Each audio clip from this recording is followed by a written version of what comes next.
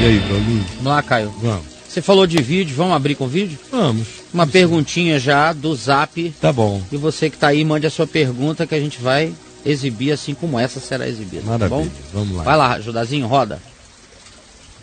Olá, Caio Fábio. Bom dia.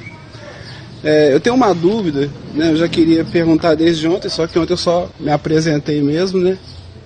Eu não sei se você vai poder me responder ou ter interesse, né, de me responder nessa questão.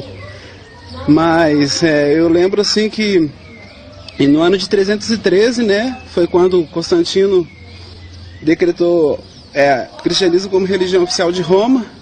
E segundo os protestantes, de lá para cá, né, a religião veio degradando. E só em 1517 que Lutero fez a reforma protestante, né, rachando assim com a Igreja Católica. Nesse período todo, entre 313 até 1517, você acha que... O que você tem a dizer? Que Deus ficou dormindo?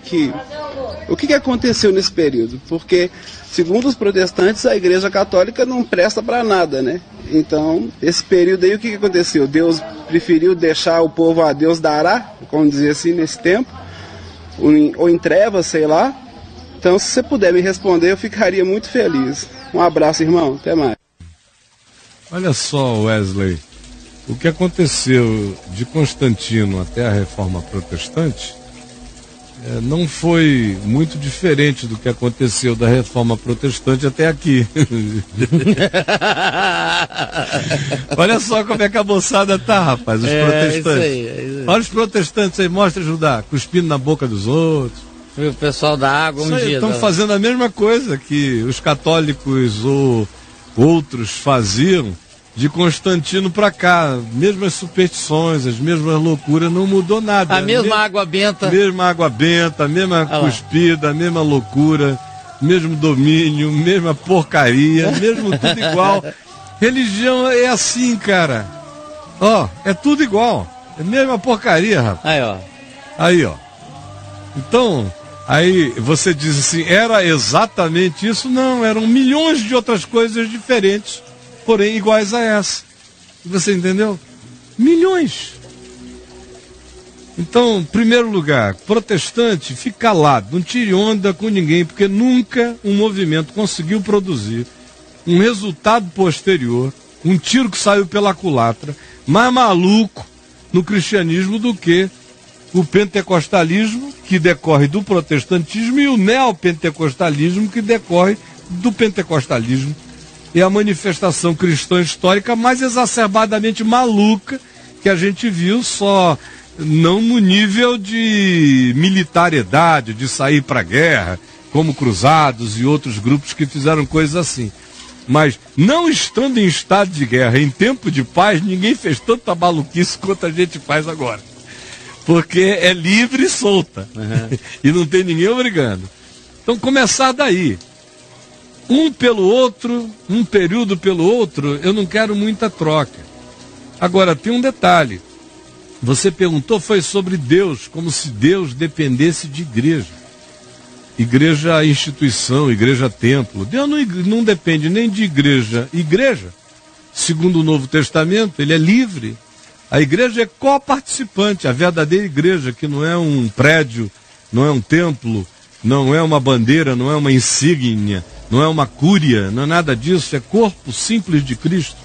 É comunhão de fé, expressão de fé, vivência de fé, é caminhada na esperança, tanto individual quanto comunalmente, por parte daqueles que têm uma fé simples em Jesus. Nem esta igreja autêntica e genuína confina a Deus, ela é só coparticipante da graça divina, ela é cooperadora de Deus, como filhos amados devem ser, só isto. Deus não está confinado nem à verdadeira igreja, jamais estaria, quanto mais a essas instituições humanas. Nenhuma delas detém Deus. Deus não precisa de nenhuma dessas coisas, de nada disso. Por toda a terra se faz ouvir a sua voz. É o Salmo 19, que está falando que Deus fala de si mesmo, no Salmo 19. É a voz de Deus chegando a todos os confins da terra. E é a natureza falando, é o silêncio falando, é o Espírito soprando nas noites, nos sonhos. é a percepção humana sendo iluminada por graça divina.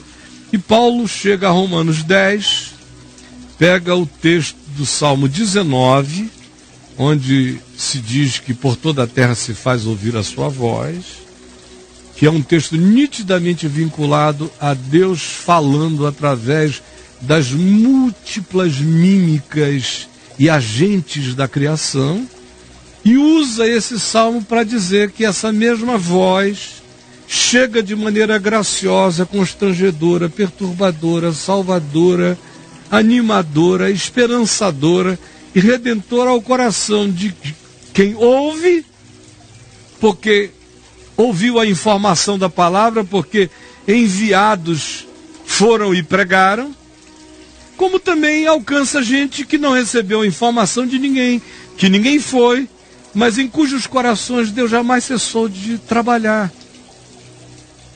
Em tempo, fora de tempo, com a ajuda de igreja, apesar de igreja, com instituições cristãs trabalhando em favor ou trabalhando contra, como muitas vezes fazem e na maioria das vezes fizeram.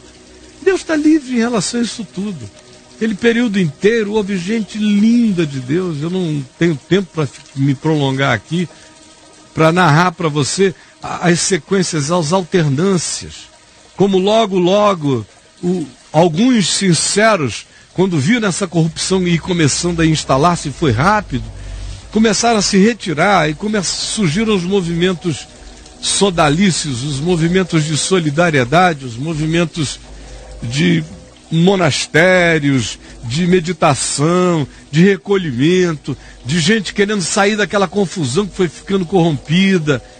Ao mesmo tempo, sempre houve aqueles que, contra tudo, contra o establishment, contra o sistema, contra o sacerdotalismo, contra a teologia, contra os teólogos, contra os líderes religiosos, levantaram a sua voz de casa em casa, sozinhos, perseguidos, discriminados, alguns mortos, outros fugindo, aqui e ali levando a palavra. Deus nunca ficou sem porta-vozes explícitos do Evangelho simples. Inclusive Lutero. Agora, é um culto histórico de uma ignorância bárbara, de uma estupidez maligna, de um triunfalismo perverso, de uma cegueira autoimposta, fruto de um narcisismo idiota, esse que pensa que as coisas começaram a ser restauradas com Lutero. Coitado do Lutero, ele mal se restaurou. Lutero foi um cara que passou a vida inteira em crise. Ele creu em tudo que se devia crer, mas não teve sempre a chance de vivenciar com paz, com pacificação pessoal, tudo aquilo no que ele cria. Ele viveu muito atormentado. Ele tinha entendido coisas que foram entrando nele e se tornando vida para ele, paz para ele, calma para ele, serenidade para ele, muito lentamente. Ele não descobriu nada, ele estava engatinhando numa coisa que hoje em dia tem bilhões de pessoas, bilhões não, queria que tivesse, mas tem algumas milhares de pessoas que nessas realidades já se aprofundaram e deixaram Lutero para trás há muito tempo. Dentro do movimento protestante, fora do movimento protestante, dentro da Igreja Católica, fora da Igreja Católica e espalhados pelo mundo. Tem milhares de pessoas, milhões de pessoas que provaram mais o amor de Deus do que Lutero, do que Calvino, do que esse povo todo, do que Tomás de Aquino. Um cara como Tomás de Aquino é fabuloso. Fabuloso, eu tenho o maior respeito intelectual, acadêmico, pelo trabalho filosófico, teológico, de linha profundamente subjetivista do coração dele. Antes dele, bem antes dele, 500 anos quase antes dele, 400 anos, Santo Agostinho, um cara extraordinário, com quem eu tenho extrema e profunda afinidade humana, um irmão de caminhada. Entre eles houve tantos outros indivíduos extraordinários, pregadores do Evangelho, tradutores de Bíblia, proclamadores solitários da Boa Nova, entre católicos, depois entre protestantes, ou fora de tudo, sem se identificar com nada, mas identificando-se com a simplicidade da mensagem do Evangelho. Pessoas, às vezes, que não tinham grandes arcabouços de conhecimento, mas o que elas captaram para sempre e viveram com radicalidade. Então, querido, tudo isso é bobagem. O que Deus fez, tenha certeza que as grandes coisas que Deus fez na história não são aquelas que nós historiamos. A gente fica cultuando a reforma protestante. Um dia a gente vai entender o significado da reforma protestante. Hoje a gente entende mais o significado histórico, econômico, social, político. Todas essas coisas teve uma significação importante. Agora, espiritualmente falando, um dia a gente vai entender o quanto ela ajudou, o quanto ela atrapalhou, se ela ajuda, se ela atrapalha. Eu tenho a minha convicção de que a reforma protestante foi um grito libertário maravilhoso no meio de uma confusão de trevas. Foi uma luz que me iluminou. Uma luz acesa no século XVI, mas eu fui alcançado no século XX pelo brilho daquela luz. E continuo a ser devedor àquela luz. Mas aquela luz não é a luz, é uma lâmpada que ardia, como um João Batista generacional e histórico. Mas não é a luz do mundo. Aquela luz me indicou a luz, cuja manifestação é infinitamente maior do que Lutero nos seus dias percebeu, ou do que Calvino nos seus dias alcançou. E vai sempre crescendo mais e mais até ser dia perfeito. E é assim, como diz o escritor de Hebreus, para que ninguém se glorie. E também para que eles do passado, sem nós no presente, não fossem aperfeiçoados.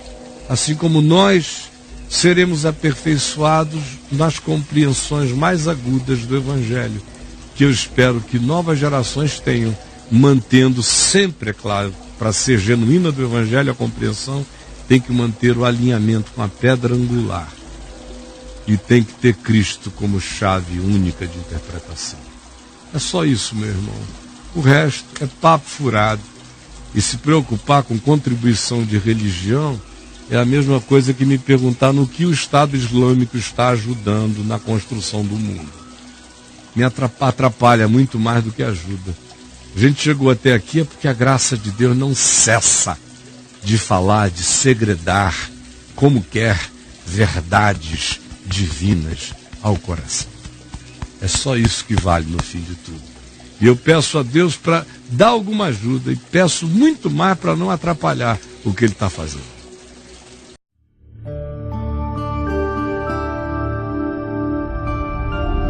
Vem me ver TV. O canal é você.